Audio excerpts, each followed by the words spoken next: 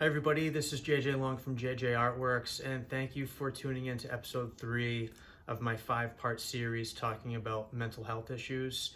And like I said before, one of my biggest missions in life is to help spread mental health awareness. I think a lot of us are sort of suffering in silence when we don't need to, and one of my biggest goals in life is to sort of demolish or eradicate that stigma around mental health illness. Again, 1 out of 8 people globally are affected by mental health issues, and then 1 out of 5 people in America are dealing with mental health issues, and that's not even talking about the families that are affected as well. So again, thank you so much for tuning in. I appreciate the love and support. So let's just dive into my first depressive episode. And this was, man, I don't know what's worse, if it's the mania or the depression, but they're both like big swings in energy levels. So we'll pick up from being in the hospital my first time in the psych ward. So piggybacking off of the last episode, I was in the psych ward. My therapist came in to see me. She told me all this bad news. You're going to be on medicine the rest of your life. You're bipolar 1, and we have to start meeting up every week. And that was just a lot of information to digest, and it started a depressive journey. So I was only at the psych ward for a week. I think because I was taking the medicine, the doctors said I was okay to be discharged. And my parents picked me up. We went back to the house in Melrose. And I believe the next day we kind of had a family meeting. And we had the family meeting because my family loves me and they want what's best for me. And this was a tough pill to swallow too. This was a very, very difficult family meeting. So it was my family, my parents, my sister, and my therapist. So my therapist actually came to our house, which I was very grateful for. And basically my therapist was the one that said, all right, JJ, so we're gonna start things off by saying, we're happy that you're out, but there's a couple of things we need to digest right now. You can't live at your sister's house anymore. And that was one of the most difficult things to hear because my sister's like my best friend. And she started crying. She was bawling her eyes out. She's like, I'm so sorry. She was like, basically she didn't feel safe with me in the house. So now I had to find a place to live. And there's nothing against my sister or my family, but that's how things happen if you're manic and you don't know how to sort of stabilize yourself. So there's a lot of backlash. There's a lot of fires you get to put out after a manic episode, and that's still something I'm learning to this day. So it's a very, very, very, very difficult meeting. So my sister's like, I'm really sorry. And I'm like, okay, well, and my parents really quickly, they're like, well, you can move back home in Melrose and you can live with us and you don't have to worry about really moving that far. And I was like, yeah, but I'm a grown man, I want to have my own keep. I want to be independent. And they're like, okay, all right. And I was very, very, I don't know if it's the actor in me or what it is, but I was just very, very adamant about standing on my own 2 feet, right? I'm a grown man, I'm 33. Can I get my own place? I'll just live on my own. And they're like, all right, and I was doing it kind of aggressively, and my parents kind of backed down. My sister was like, yeah, my therapist is like, yeah, you can do, whatever you want. We recommend you being close to your support system, but, you're a grown man. You should be able to go wherever you want to go. So I ended up moving out of my sister's house in Lowell, and I moved to Worcester.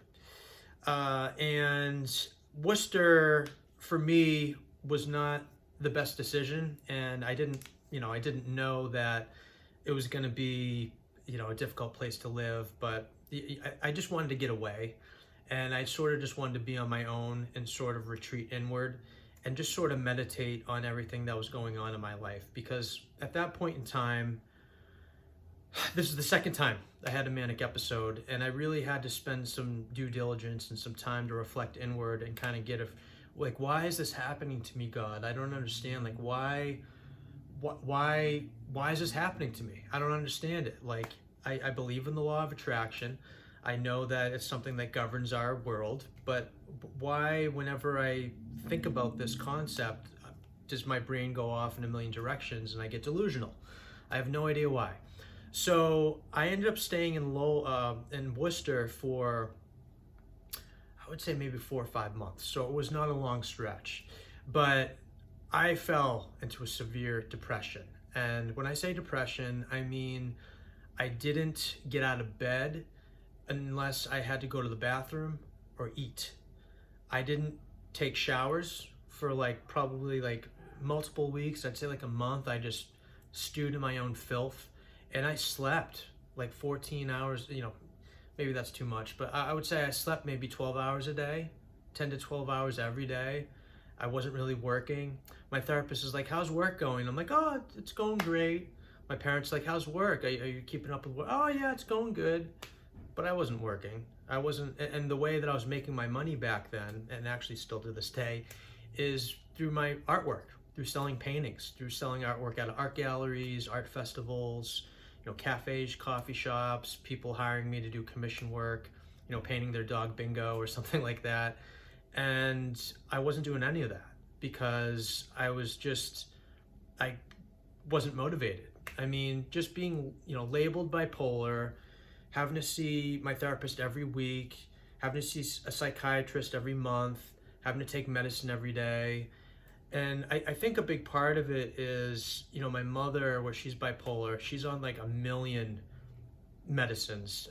She's on Depressive, and she's treated her bipolar really good over the years, but she's also on a lot of other medicine for her other autoimmune illnesses like diabetes, gout, rheumatoid arthritis.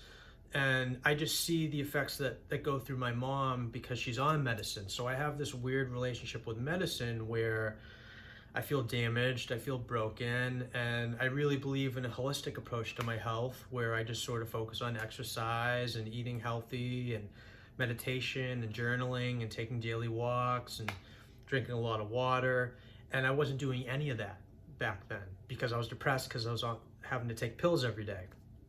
And things just kept stacking on top of each other as far as depression goes. I just kept digging my hole deeper and deeper and deeper, and it was just like a really, really bad situation.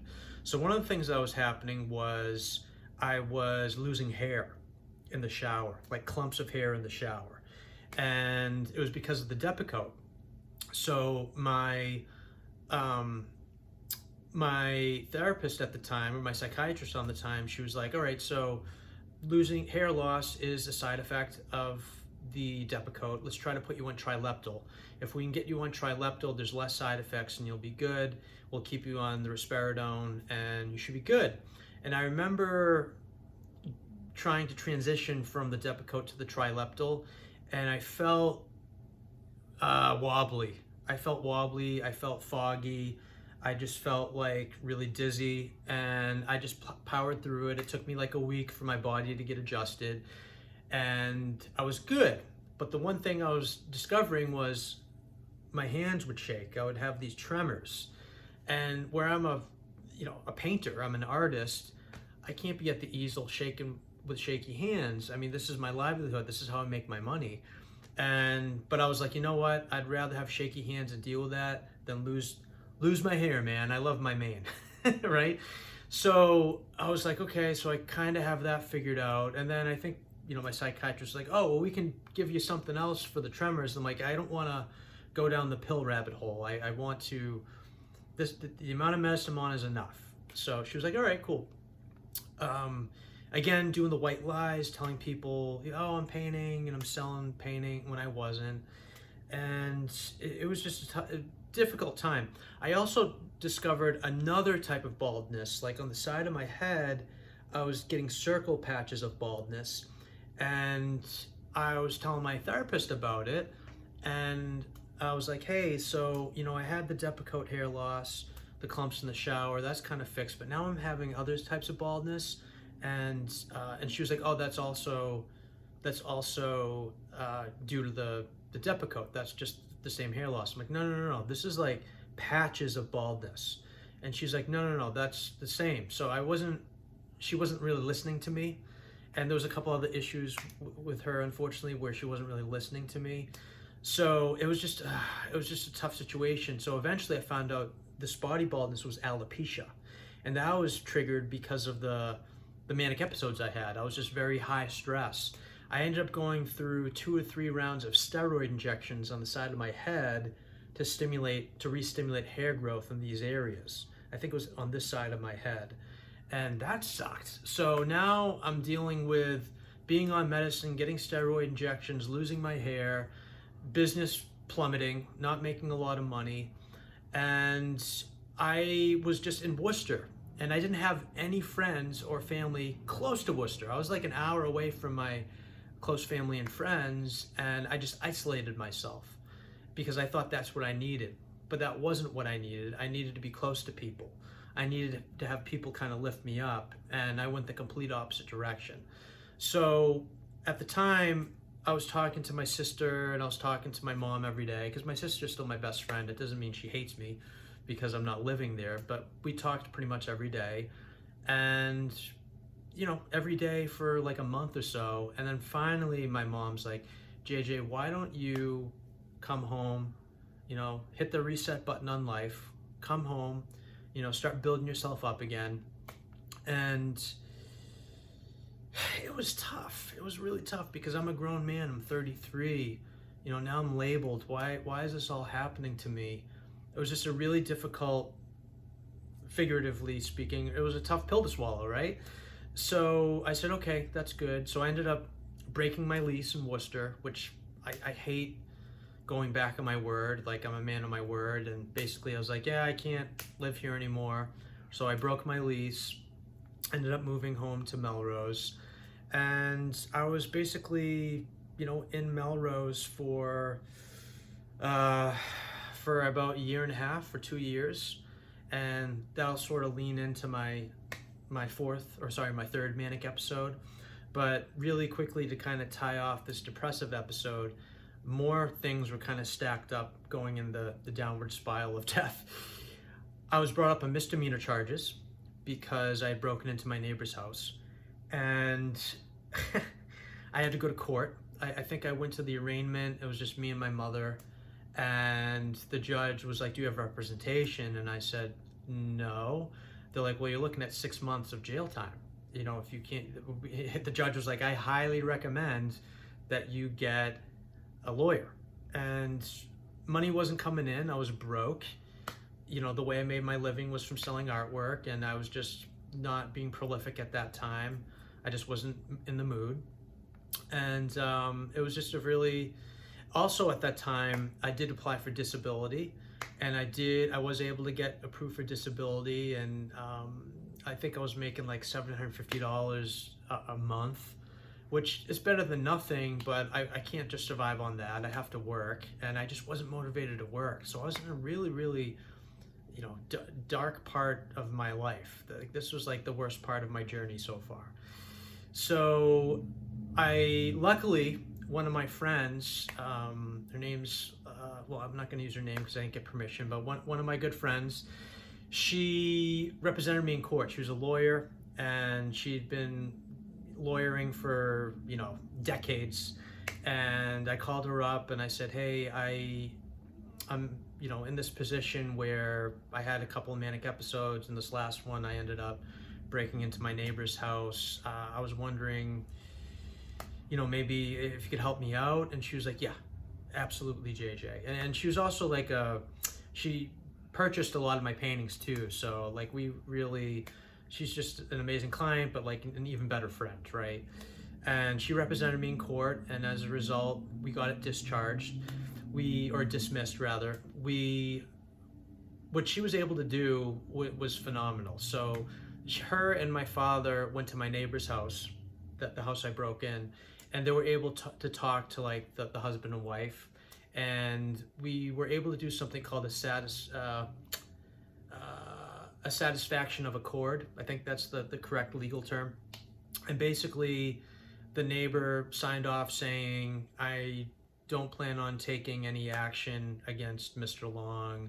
I understand that he was in a heightened mental state, and you know, I don't plan on pressing charges, basically.